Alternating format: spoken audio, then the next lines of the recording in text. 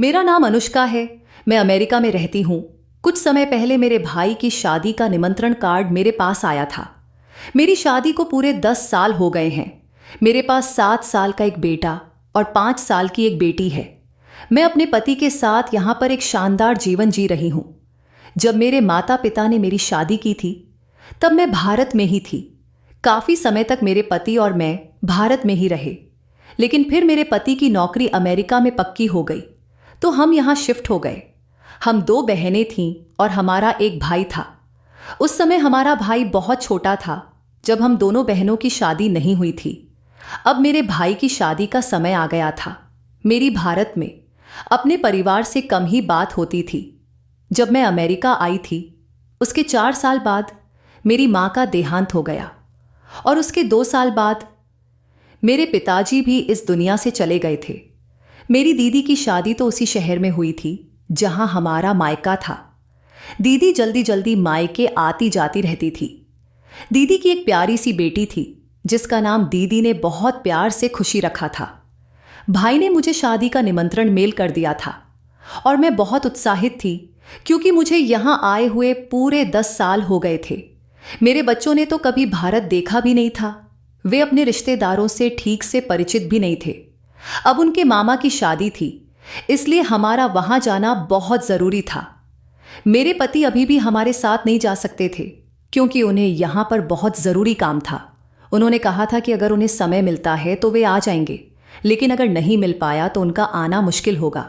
वैसे तो मेरे पति ने अपनी टिकट्स बुक करवा ली थीं और वह हमारे साथ जा भी सकते थे, लेकिन अचानक उनके काम में कोई इमरजेंसी आ गई थी जिस वजह से वह हमारे साथ नहीं जा सके। मैं और मेरे बच्चे बहुत खुश थे क्योंकि इतने सालों बाद हम भारत जा रहे थे। हमें अपने परिवार से मिलने का मौका मिल रहा था। मेरी दीदी से तो काफ़ी समय से मेरी बात नहीं हुई थी और मेरे भाई से भी कभी कभार बात हो पाती थी क्योंकि वह अपने काम में व्यस्त रहता था। जब भी उसे समय मिलता था वह मुझे कॉल या वीडियो कॉल करता था। मैंने कई बार अपने भाई और दीदी को हमारे पास आने का निमंत्रण भी दिया था, लेकिन वे कभी आ ही नहीं पाए। इस बार मैं अपने बच्चों के साथ भारत जा रही थी। मैंने देखा कि 10 साल बाद भी अपने देश की मिट्टी की वही खुशबू थी। यहाँ बहुत कुछ बदल चुका था। समय, हालात और यहाँ के नज़ारे नए नए से लग रहे थे। मेरे भाई की शादी उसकी पसंद की लड़की से हो रही थी और वह बहुत खुश था। जब मैंने यहाँ का खाना खाया तो मुझे अपने बचपन की याद आ गई। हालांकि मैं अमेरिका में भी कभी कभी ऐसा खाना बना लिया करती थी, लेकिन यहाँ के खाने की बात ही कुछ और थी। मेरे बच्चे भी बहुत खुश थे क्योंकि उनके लिए यह सब कुछ नया था। उन्हें ऐसा लग रहा था जैसे वे किसी नई दुनिया में आ गए हों। विदेश और अपने देश में बहुत अंतर होता है। मेरे भाई की हल्दी की रस्म हो चुकी थी और आखिरकार बारात का दिन आ गया था, लेकिन मैं एक खास इंसान से मिलने का इंतजार कर रही थी जिसके लिए मैं बहुत बेचैन थी। वह थी मेरी दीदी की बेटी खुशी, मेरी बड़ी बहन जिसने बचपन से मेरा बहुत ख्याल रखा था। हम दोनों बहनों के बीच कभी भी किसी बात को लेकर झगड़ा नहीं हुआ था। हम एक दूसरे का हमेशा बहुत ध्यान रखते थे। जब मेरी दीदी की शादी हुई थी तब मैं जल्दी जल्दी उनके ससुराल जाया करती थी। पापा ने दीदी की शादी एक अमीर लड़के के साथ करवाई थी और उनके पति बहुत अच्छे थे। शादी के 3 महीने बाद ही उन्होंने सबको यह खुशखबरी दी थी कि वह मां बनने वाली हैं। सब लोग बहुत खुश थे और 9 महीने बाद उन्होंने एक प्यारी सी बेटी को जन्म दिया जिसे खुशी नाम दिया गया। खुशी मेरी भांजी थी जिससे मैं बहुत प्यार करती थी। मासी की जान भांजी होती है। जब खुशी 6 साल की थी तब तक मैंने उसे अपनी गोद में खिलाया था और फिर मेरी शादी हो गई। मैं इन सबसे दूर हो गई। जब मेरी दीदी की मौत हुई तब खुशी 9 साल की थी। दीदी की तबीयत बहुत खराब हो गई थी और अचानक उनके दिमाग की नस फटने से उनकी मौत हो गई थी। उस समय मैं अमेरिका में थी और मेरी छोटी बेटी मेरे पेट में थी। मैं उस समय भारत नहीं आ सकी। अपनी बहन को आखिरी बार देख भी नहीं पाई। मुझे दीदी की मौत का बहुत दुख हुआ, लेकिन मेरे जीजू बहुत अच्छे थे। वह दीदी से जितना प्यार करते थे उससे कहीं ज्यादा अपनी बेटी से करते थे।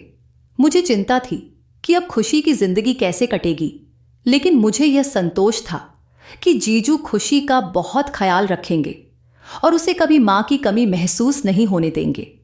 दीदी के मरने के कुछ समय बाद ही मैंने अपनी बेटी को जन्म दिया। उसके बाद न तो मुझे कभी जीजू से बात करने का मौका मिला और न ही मैंने खुशी के बारे में कुछ पूछा। मेरे भाई ने भी कभी खुशी के बारे में ज्यादा बात नहीं की। लेकिन अब जब हल्दी की रस्म खत्म हो चुकी थी, मुझे खुशी कहीं नजर नहीं आ रही थी। ऐसा नहीं था कि मैंने खुशी को कभी नहीं देखा था। मेरे भाई ने उसकी कुछ तस्वीरें भेजी थीं, लेकिन मेरी उससे कभी बात नहीं हो सकी थी। अब वह लगभग 19 साल की हो गई होगी। वह जवान होकर बिल्कुल अपनी मां जैसी दिखती होगी। मैं उसे देखने के लिए बेताब थी, लेकिन वह कहीं नहीं दिख रही थी। जब बारात निकलने का समय आ गया, तब भी मुझे खुशी नजर नहीं आई। मैंने अपने भाई से पूछा, क्या तुमने जीजू के घर निमंत्रण नहीं भेजा था? न तो जीजू दिखाई दे रहे हैं और न ही खुशी। मेरे सवाल पर भाई का चेहरा अचानक सफेद पड़ गया। उसने मेरी बात को नजरअंदाज किया और अपने दोस्तों के साथ बारात की तैयारी में लग गया। उसने कहा, दीदी जल्दी करो, बारात निकलने में देर हो रही है। मुझे लग रहा था कि मेरा भाई मुझे टालने की कोशिश कर रहा है। शादी हो गई, लेकिन मेरी भांजी और जीजू शादी में नहीं आए। मैं अपनी दीदी के घर का पता जानती थी, लेकिन अब काफी समय हो गया था और मुझे ठीक से याद नहीं था। मैंने अपने बच्चों को अपनी मां के घर छोड़ दिया और हमारी पुरानी नौकरानी के साथ दीदी के घर जाने का फैसला किया। नौकरानी ने दीदी का घर देखा हुआ था, इसलिए वह मुझे रास्ता बता रही थी। जब हम वहां पहुंचे तो दीदी के घर के बाहर बहुत भीड़ लगी हुई थी। मुझे समझ नहीं आया कि यह भीड़ क्यों थी। मैंने नौकरानी से कहा, तुम यहीं रुको, मैं अंदर जाकर देखती हूं। जब मैं अंदर गई तो वहां एक अजीब सा शोर हो रहा था। लोग बुरी तरह से रो रहे थे। एक तरफ कुछ लोग बैठे हुए थे और एक तरफ एक शव रखा हुआ था। मुझे समझ नहीं आ रहा था कि यह सब क्या हो रहा है। कुछ देर बाद मैंने सुना कि लोग कह रहे थे, बेचारी खुशी को किसी ने मार डाला। अभी सिर्फ 3 महीने पहले ही तो उसके पिता का निधन हुआ था और अब वह खुद भी इस दुनिया को छोड़कर चली गई। जब मैंने यह सुना तो मेरे कान खड़े हो गए थे। क्या यह सच है? क्या मेरी भांजी खुशी अब इस दुनिया में नहीं रही? क्या जो अर्थी मेरी आंखों के सामने रखी थी वह मेरी भांजी की ही थी? नहीं, यह सच नहीं हो सकता। मैं तो उससे मिलने आई थी। मैं उससे मिलने के लिए बेहद बेचैन थी और अब यह सब क्या सुन रही थी, क्योंकि जो कुछ मेरी आंखों के सामने था वह कोई मजाक नहीं था, यह सच था। यहां लोग जो कह रहे थे वह सब साचे सहे, वह सब सही था। वहां एक औरत जोर जोर से रो रही थी और बार बार कह रही थी, उठ जा बेटा, खुशी, तेरी मां तुझे याद कर रही है। यह सुनकर मैंने उसके चेहरे को ध्यान से देखा। वह औरत खुशी को उसकी मां क्यों बता रही थी, जबकि खुशी की मां मेरी बहन थी। मैं यह सब क्या देख रही थी, क्या सुन रही थी? कुछ भी समझ नहीं आ रहा था। आखिर मेरी भांजी को किसने मारा? क्यों किसी ने उसे मारा? मेरे दिमाग में हजारों सवाल चल रहे थे। वहां कोई मुझे नहीं जानता था, बस मेरे जीजू ही मुझे जानते थे। लेकिन लोगों की बातें सुनकर पता चला कि उनकी भी 3 महीने पहले मृत्यु हो चुकी थी। मुझे गुस्सा इस बात पर आ रहा था कि मेरे भाई ने मुझे इस बारे में क्यों नहीं बताया। तभी एक औरत ने खुशी के चेहरे से सफेद चादर हटाई। मेरी आंखें उसे देखकर थम सी गईं। उसका चेहरा बिल्कुल मेरी दीदी जैसा था। खुशी पूरी तरह से अपनी मां पर गई थी। वह जवान और खूबसूरत थी, लेकिन अब वह अर्थी पर लेटी हुई थी। मैं यह सब अपनी आंखों से नहीं देख पा रही थी। मुझसे यह सब बर्दाश्त नहीं हो रहा था, इसलिए मैं अपनी गाड़ी में बैठकर जोर जोर से रोने लगी। मेरी बहन, मेरे जीजू और अब मेरी भांजी भी इस दुनिया से चली गई। इतना कुछ हो गया और मुझे कुछ भी पता नहीं चला। वह दिन मेरी जिंदगी का सबसे दुखद दिन था, क्योंकि उस दिन मुझे बहुत तकलीफ हो रही थी। मैं रोते हुए अपने भाई के घर गई और उसे बताया, खुशी की मौत हो गई और तुमने मुझे नहीं बताया। हमारे घर में दुख का समय था और तुम यहां अपनी शादी की खुशियां मना रहे थे। जीजू की मौत हुए 3 महीने हो चुके थे और तुमने मुझे इस बारे में भी नहीं बताया।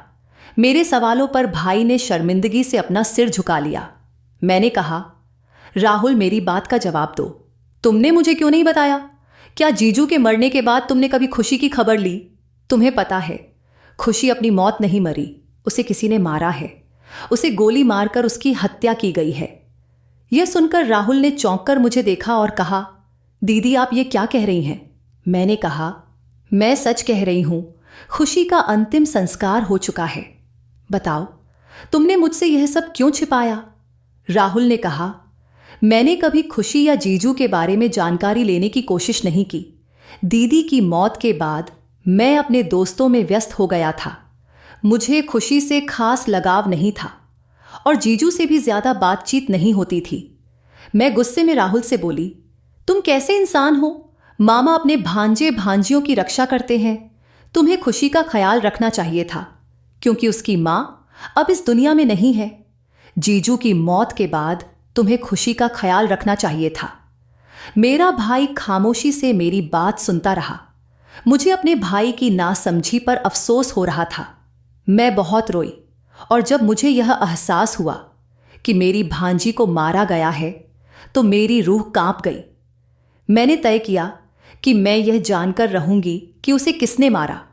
मेरे बच्चे मुझे रोते देख परेशान हो गए और मुझसे पूछने लगे कि मैं क्यों रो रही हूं। मैंने उन्हें समझाया कि मुझे अपने किसी खास की बहुत याद आ रही है, लेकिन मेरा ध्यान बार बार खुशी की तरफ जा रहा था। मुझे न तो कुछ खाने का मन हो रहा था और न ही कोई चैन मिल रहा था। मैं बस यही सोच रही थी कि आखिर किससे खुशी की दुश्मनी हो सकती थी, और वह औरत कौन थी जो बार बार खुद को खुशी की मां बता रही थी।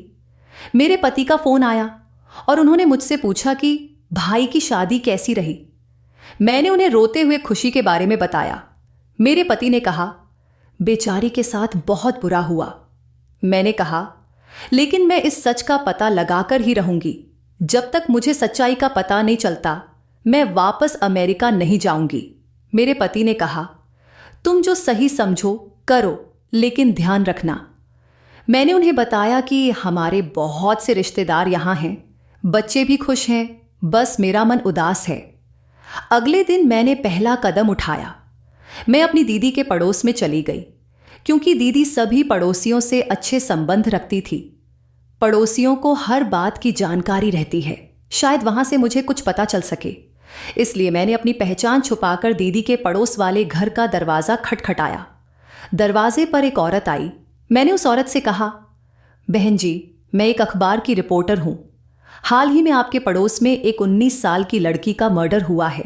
मुझे इस घटना के बारे में आपसे कुछ जानकारी लेनी है। अगर आपने सही सही जानकारी दी तो आपका फोटो भी अखबार में आ सकता है और लोग आपकी तारीफ करेंगे। आखिरकार आपकी वजह से लोग इस लड़की की कहानी के बारे में जान पाएंगे। मेरी बात सुनकर वह बोली, देखो बहन, कहीं ऐसा ना हो कि कातिल मुझसे बदला लेने के लिए मुझे मारने आए, जैसे उन्होंने खुशी को मारा। मैंने उसे समझाया, नहीं नहीं, ऐसा कुछ नहीं होगा। आपको बस खुशी की कहानी हमें बतानी है। हम उसकी कहानी अखबार में छापेंगे। हम आपसे यह नहीं पूछ रहे कि खुशी को किसने मारा, बस हमें उसकी जिंदगी के बारे में बताइए। जैसे वह क्या करती थी, उसके घर में कौन कौन था, कहाँ पढ़ाई करती थी और उसका रूटीन क्या था। ये सब तो आपको पता होगा ना। आखिर पड़ोसियों को सब कुछ पता होता है। उसने कहा, हाँ गो, ये सब मुझे पता है। मैं उसे आते जाते देखती थी। पहले वह कॉलेज जाती थी और फिर कॉलेज के बाद इंस्टीट्यूट जाती थी। जब वह मुझे जानकारी देने के लिए तैयार हो गई तो मैंने कहा, चलो हम घर के अंदर बैठकर बात करते हैं। वह मुझे अपने घर के अंदर ले गई, जहां उसके घर के और सदस्य भी थे। उसने मुझे एक कमरे में ले जाकर बात शुरू की। मैंने पूछा, खुशी कैसी लड़की थी? वह बोली, खुशी बहुत अच्छी लड़की थी। उसका व्यवहार बहुत अच्छा था। मैं उसकी असली मां को भी जानती थी। आखिर हमारा उनके परिवार के साथ कई सालों का साथ था। उसकी मां भी बहुत अच्छी थी और खुशी उन्हीं पर गई थी। उसके पिता थोड़े चिड़चिड़े स्वभाव के थे, लेकिन पिछले 1 साल से बीमार चल रहे थे। जब खुशी छोटी थी तो उसकी मां उसे छोड़कर चली गई थी। कुछ समय बाद लोगों ने उसके पिता को दूसरी शादी की सलाह दी, क्योंकि खुशी बहुत छोटी थी और उसे एक मां की जरूरत थी। लोगों की बातों को मानकर और अपनी बेटी के भविष्य को देखते हुए उसके पिता ने दूसरी शादी कर ली। उन्होंने एक गरीब परिवार की लड़की से शादी की, लेकिन वह व्यवहार में अच्छी नहीं थी। उसकी सौतेली मां का पड़ोसियों और नौकरों के साथ अच्छा व्यवहार नहीं था और उसने घर में फिजूल खर्च शुरू कर दिए थे। हालांकि खुशी के पिता ने सोचा था कि इस शादी से उनकी बेटी को एक मां का प्यार मिलेगा, लेकिन ऐसा नहीं हुआ। मैंने खुद खुशी से पूछा था कि उसकी सौतेली मां का उसके साथ कैसा व्यवहार है, तो वह हमेशा कहती थी कि उसकी सौतेली मां उसके साथ अच्छी है और उसे कोई परेशानी नहीं होती। लेकिन जब से उसके पिता बीमार रहने लगे थे, खुशी बहुत उदास रहने लगी थी। उसे अपने पिता की सेवा के साथ साथ पढ़ाई भी करनी पड़ती थी। फिर एक दिन उसके पिता का निधन हो गया। उनके जाने के 3 महीने बाद ही उसकी सौतेली मां दामिनी शादी में जाने की तैयारी कर रही थी। उसने खुशी से भी चलने को कहा, लेकिन खुशी ने मना कर दिया क्योंकि उसके एग्जाम्स चल रहे थे और वह अभी तक अपने पिता की मौत के सदमे से उबर नहीं पाई थी। दामिनी ड्राइवर के साथ शादी में चली गई और हम सब अपने अपने कामों में व्यस्त थे। रात करीब 2 बजे अचानक गोलियों की आवाज आई और हमें पता चला कि खुशी के घर से गोलियां चलने की आवाजें आ रही थीं। जब हम वहां पहुंचे तो देखा कि खुशी खून से लथपथ जमीन पर पड़ी थी। उसे अस्पताल ले जाया गया, लेकिन वहां उसे मृत घोषित कर दिया गया। हमने तुरंत दामिनी को फोन किया और पुलिस भी आ गई। दामिनी अपनी बेटी की मौत पर बहुत रोई। उसे इस बात का बिल्कुल अंदाजा नहीं था कि उसकी गैर मौजूदगी में ऐसा कुछ हो जाएगा। पुलिस ने अपनी जांच की और खुशी का अंतिम संस्कार कर दिया गया, लेकिन अभी तक यह पता नहीं चल सका कि खुशी को किसने और क्यों मारा। मैंने उससे पूछा, क्या खुशी की किसी से दुश्मनी थी? वह बोली, नहीं, ऐसा नहीं हो सकता। खुशी तो बहुत प्यारी लड़की थी, न जाने उसके साथ ऐसा क्यों हुआ। उसकी बात सुनकर मैंने धन्यवाद कहा और वहां से निकल गई, लेकिन मेरे दिमाग में बहुत सारे सवाल घूमने लगे। आखिरकार उसकी सौतेली मां ही खुशी की देखभाल करती थी और मुझे शक हो रहा था कि शायद उसी ने खुशी को मरवा दिया हो, लेकिन फिर वह तो शादी में गई हुई थी। अब मुझे बंगले के अंदर जाकर सच्चाई का पता लगाना था। मैंने अपने भाई को सब कुछ बता दिया और उससे कहा, मैं कुछ दिनों के लिए दीदी के घर जा रही हूं और तुम्हें बच्चों का ख्याल रखना है। मेरा भाई थोड़ा चौंक गया और बोला, वहां जाकर क्या करोगी? अगर उन लोगों ने तुम पर भी हमला कर दिया तो? मैंने उसे समझाया, मैं बेवकूफ नहीं हूं, मैं संभाल लूंगी। मेरे भाई ने माफी मांग ली और कहा कि वह मेरी मदद करेगा। उसकी नई नई शादी हुई थी, लेकिन इस वक्त मेरी मदद जरूरी थी। मैंने उससे कहा कि मैं उससे संपर्क में रहूंगी। अब मुझे बंगले के अंदर कैसे जाना है, इसका प्लान बनाना था। मैंने पहले से ही वहां की एक पुरानी नौकरानी के बारे में जानकारी इकट्ठा कर ली थी, जो दामिनी की वफादार थी। कई दिनों तक उसका पीछा करने के बाद मैंने तय किया कि अब उससे बात करने का सही समय आ गया है। मैंने एक दिन रास्ते में उस नौकरानी को रोका और कहा, बहन जी, मैंने तुम्हारे बारे में सुना है। तुम किसी बंगले में काम करती हो, वहां तुम्हारी अच्छी जान पहचान है। क्या तुम मेरी भी वहां नौकरी लगवा सकती हो? वह कहने लगी, तू कौन है और कहां से आई है? मैंने जवाब दिया, मैं छतरपुर गांव से हूं, यहां अपने एक रिश्तेदार के यहां आई थी। हमारे गांव में बहुत गरीबी है, खाने के भी लाले पड़े हुए हैं, इसलिए नौकरी की तलाश में यहां तक आ गई हूं। लेकिन यहां भी मुझे कोई काम नहीं मिल रहा है। कई दिन हो गए हैं, बड़ी मुश्किल से गुजर बसर हो रही है। मेरे छोटे छोटे बच्चे हैं, किसी तरह लोगों से मांगकर अपना और बच्चों का पेट पालती हूं, मगर अब इस तरह की जिंदगी से तंग आ गई हूं। तुम मुझे अपने बंगले में काम दिलवा दो, तुम्हारा बहुत बड़ा एहसान होगा।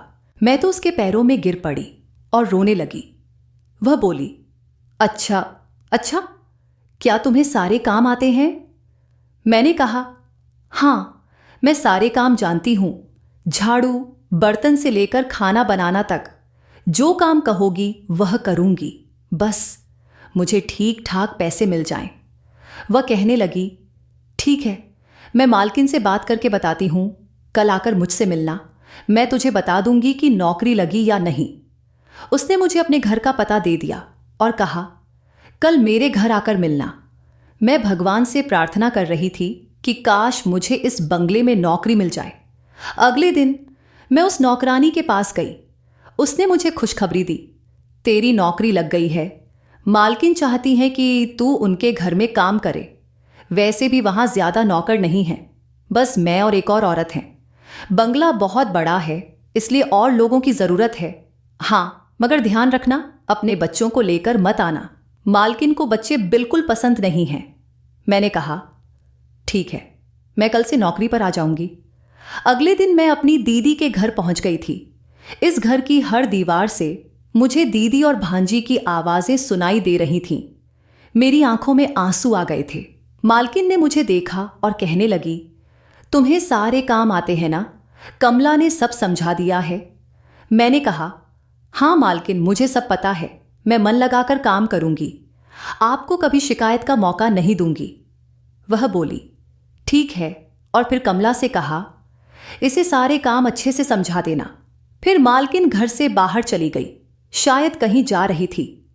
इस घर में कई सालों बाद आकर मुझे ऐसा लग रहा था कि मेरी दीदी कहीं आस पास ही है। अब मैं हर रोज यहां काम करने आने लगी थी। मेरा असली मकसद था दामिनी पर नजर रखना, इसलिए मैं बहुत चौकन्ना रहती थी। एक दिन मैंने देखा कि दामिनी किसी से फोन पर बात कर रही थी। मैं कमरे के बाहर खड़ी होकर सुन रही थी। वह कह रही थी, अभी उस लड़की को मरे हुए ज्यादा वक्त नहीं हुआ है और तुम मुझे ब्लैकमेल कर रहे हो। मैंने तुम्हें तुम्हारा हिस्सा दे दिया है, अब क्यों परेशान कर रहे हो? देखो, यह सब मैंने अपने बच्चों के लिए किया है, लेकिन अभी लड़की को मरे हुए 1 महीना भी नहीं हुआ है। मैं इतनी जल्दी अपने बच्चों को यहां नहीं ला सकती। मुझे वक्त चाहिए ताकि लोग मुझ पर शक न करें। जब तक इस बंगले को अपने नाम नहीं कर लेती, तब तक मैं तुम्हें कुछ और नहीं दे सकती। यह सब सुनकर मेरे होश उड़ गए थे। मुझे यकीन हो गया था कि दामिनी कुछ गड़बड़ कर रही है। इतने में कमला आ गई और मुझसे बोली, तू यहां क्या कर रही है? मैंने घबराकर कहा, मालकिन से मार्केट के लिए कुछ पैसे एडवांस मांगने आई हूं। कमला बोली, अभी तुझे यहां काम करते हुए 1 महीना भी नहीं हुआ और तूने पैसे मांगने शुरू कर दिए। अगर तेरी ये हरकतें रहीं तो मालकिन तुझे निकाल देंगी। मैंने कहा, ठीक है, अब आगे से ऐसा नहीं करूंगी। कमला बहुत चालाक थी और जरूर कुछ जानती थी। उसने मुझे डांटा और कहा, ज्यादा सवाल मत कर, चुपचाप अपना काम कर। काफी दिन गुजर गए थे, लेकिन फोन की बात के अलावा मैं ज्यादा कुछ पता नहीं लगा पाई थी। मगर अब मुझे यकीन हो गया था कि दामिनी ने ही खुशी को मरवाया है। लेकिन वो आदमी कौन था जिससे वो बात कर रही थी? एक दिन फिर मैंने दामिनी को फोन पर बात करते हुए देखा। वह बहुत परेशान लग रही थी और चिल्ला रही थी, तुम मेरे पीछे क्यों पड़े हो? मैं पुलिस को बता दूंगी कि तुमने ही खुशी का कत्ल किया है। यह सुनकर मेरे होश उड़ गए। इसका मतलब दामिनी ने ही खुशी को मरवाया था। थोड़ी देर बाद उसने कहा, ठीक है, तुम आज शाम आओ, मैं तुम्हें 1 लाख रुपए दे दूंगी। लेकिन यह आखिरी बार है, इसके बाद मैं तुम्हें और पैसे नहीं दूंगी। तुमने कहा था कि तुम शाम 5 बजे तक आ जाओगे। अब मैं सारा खेल समझ चुकी थी और जान गई थी कि मुझे क्या करना है। मैंने उसकी भी योजना बना ली थी। अभी दोपहर के 3 बजे थे और उस व्यक्ति के आने में 2 घंटे बचे थे। पूरे दिन हमें तीनों नौकरानियों में से किसी को भी घर से बाहर जाने की इजाजत नहीं होती थी। मैं यहां रहकर फोन पर बात नहीं कर सकती थी। दोनों नौकरानियां मालकिन की सख्त निगरानी करती थीं। उन्हें अभी तक ये नहीं पता था कि मेरे पास एक छोटा मोबाइल है जिसे मैं अपनी साड़ी में छुपाकर रखती हूं। मैं वॉशरूम गई और वहां से अपने भाई को एक संदेश भेजा जिसमें मैंने पूरी जानकारी लिख दी कि वह आदमी शाम 5 बजे आने वाला है। मैंने भाई को कहा कि तुम पुलिस को लेकर आ जाना, बाकी जो करना था वह अब मेरे भाई को करना था। देखते देखते शाम के 5 भी बज गए। ठीक 5:10 पर एक आदमी घर के अंदर दाखिल हुआ। मालकिन पहले से ही परेशान थी, शायद वह उसे ब्लैकमेल कर रहा था। मालकिन ने पहले से ही नोटों से भरा बैग तैयार करके रखा था। जैसे ही वह घर में आया और मालकिन से बातचीत शुरू की, तभी पुलिस घर में घुस आई और उसे पकड़ लिया। मालकिन हैरान थी, समझ नहीं पा रही थी कि यह क्या हो रहा है। उसने पुलिस से कहा, तुम मेरे घर में कैसे घुस सकते हो? क्या कर रहे हो? तभी कुछ महिला पुलिसकर्मी भी आईं, जिन्होंने दामिनी को पकड़ लिया। दामिनी जोर जोर से चिल्ला रही थी, तुम लोग ये सब क्यों कर रहे हो? तुम मुझे नहीं जानते। वह आदमी भागने की कोशिश कर रहा था, लेकिन पुलिस ने उसे मजबूती से पकड़ा हुआ था। मेरे भाई ने भी वहां पहुंचकर यह सब देखा। पुलिस ने उस आदमी से पूछा, तुमने खुशी को क्यों मारा? यह सुनते ही दामिनी के चेहरे का रंग उड़ गया। फिर भी वह झूठ बोल रही थी। एक महिला पुलिसकर्मी ने दामिनी के मुंह पर थप्पड़ मारते हुए कहा, अगर तुम निर्दोष हो तो इस आदमी को यहां क्यों बुलाया और उसे पैसे क्यों दे रही थी? दामिनी घबरा गई और कोई जवाब नहीं सूझा। पुलिस ने उस आदमी को भी 2-3 थप्पड़ मारे, लेकिन वह भी कुछ नहीं बोल रहा था। पुलिस ने कहा, इन्हें थाने ले चलो, वहीं ये सब कुछ बताएंगे। दामिनी चिल्लाते हुए कह रही थी, तुम लोग मुझ पर इल्जाम क्यों लगा रहे हो? तुम्हें यहां किसने बुलाया? तभी मैंने आगे आकर कहा, मैंने पुलिस को बुलाया है। दामिनी ने चौंक कर मेरी तरफ देखा। मैंने कहा, हां, मैं जानती हूं कि तुमने मेरी भांजी को मरवाया है। अब यह भी बता दो कि क्यों मारा? दामिनी ने पूछा, तू कौन है? मैंने कहा, मैं खुशी की मौसी हूं, उसकी सगी मां की बहन। जिस दिन खुशी की मौत हुई थी, मैं यहां आई थी और तब मुझे पता चला था कि उसे मारा गया है। इसके पीछे का सच जानने के लिए मैं तुम्हारे घर में नौकरानी बनकर रहने लगी, ताकि तुम पर नजर रख सकूं। एक दिन मैंने तुम्हें फोन पर बातें करते सुना, तभी से मेरा शक यकीन में बदल गया था। फिर यह आदमी तुम्हें ब्लैकमेल कर रहा था। मैं इसी मौके का इंतजार कर रही थी कि तुम इस आदमी से मिलो और मैं जान सकूं कि तुमने किससे मेरी भांजी को मरवाया, क्योंकि मुझे पता था कि तुम पुलिस को कभी सच नहीं बताओगी। लेकिन आज जब तुमने इस आदमी को पैसे देने के लिए बुलाया, तो मैंने पुलिस को भी बुला लिया, ताकि हम जान सकें कि तुम किस काम के पैसे देने वाली हो और यह आदमी तुम्हें क्यों ब्लैकमेल कर रहा है। अब भी दामिनी कुछ नहीं बोल पा रही थी। महिला पुलिसकर्मी ने फिर से उसे 2-3 थप्पड़ मारे और सच उगलने के लिए कहा। इस बार दामिनी रोने लगी और सच बताने के लिए तैयार हो गई। उसके पास और कोई रास्ता नहीं बचा था। उसने अपना जुर्म कबूल करते हुए कहा, मैंने अपने पति को धोखा दिया। वह कहने लगी, मेरी शादी एक अमीर आदमी से हो रही थी, इसलिए मैंने अपने पहले पति से हुए बच्चों को छुपा दिया। मैं अपने बच्चों को अच्छी जिंदगी देना चाहती थी और सारा पैसा अपनी तरफ करना चाहती थी। मेरे पति की एक बेटी थी, खुशी, और वह अपनी बेटी के नाम ही सारी संपत्ति करना चाहता था। मुझे पता था कि मुझे खुशी को रास्ते से हटाना होगा। मैंने पैसे देकर उसे मरवाया और पुलिस को बुलाने का नाटक किया, ताकि असली सच्चाई सामने न आ सके। मैंने उससे पूछा, लेकिन जिस रात खुशी की मौत हुई थी, उस रात तो पुलिस आई थी? वह बोली, क्या? वो पुलिस नहीं थी, बल्कि 2 एक्टर्स थे जिन्हें मैंने बुलाया था, ताकि आसपास के लोग और सभी को लगे कि पुलिस आई है और जांच करके चली गई। वह औरत वाकई बहुत चालाक थी। उसने हमें सब कुछ बता दिया था। उस आदमी ने भी अपना जुर्म कबूल कर लिया था। उसने बताया कि खुशी का मर्डर किसके कहने पर किया गया था। उसने कहा, मैं एक मामूली सा किलर हूं जो पैसों के लिए काम करता हूं, पर इस बार दामिनी जैसी अमीर औरत ने मुझे हायर किया, तो मैंने इसे अपना बड़ा मौका समझा। वह दामिनी को कॉल करके उसे ब्लैकमेल करता था कि अगर उसने उसे और पैसे नहीं दिए तो वह सब कुछ पुलिस को बता देगा। दामिनी डर गई थी कि कहीं वह सचमुच पुलिस को सब कुछ न बता दे, इसलिए वह उसे 10 लाख रुपए और देने वाली थी। दामिनी बहुत रो रही थी, तड़प रही थी, कह रही थी, मुझे माफ कर दो, मुझसे गलती हो गई। लेकिन उसकी गलती माफ करने लायक नहीं थी। पुलिस ने उसे और उस आदमी दोनों को सख्त सजा दी थी। दामिनी अपने प्लान में कभी कामयाब नहीं हो पाई। कुछ दिनों बाद हमें पता चला कि बंगला और मेरे जीजू की सारी संपत्ति एक ट्रस्ट के नाम कर दी गई थी। मैंने इस बारे में जानकारी हासिल की और उस वकील से बात की जो उस समय वहां मौजूद था। उसने मुझे प्रॉपर्टी के कागज दिखाए और बताया कि मेरे जीजू ने पहले ही सब कुछ ट्रस्ट के नाम कर दिया था। उन्होंने अपनी वसीयत में लिखा था कि उनकी मौत के बाद उनकी बेटी को सारी संपत्ति मिलेगी, लेकिन अगर बेटी को कुछ हो जाता है तो ये संपत्ति उनकी पत्नी को मिल जाएगी।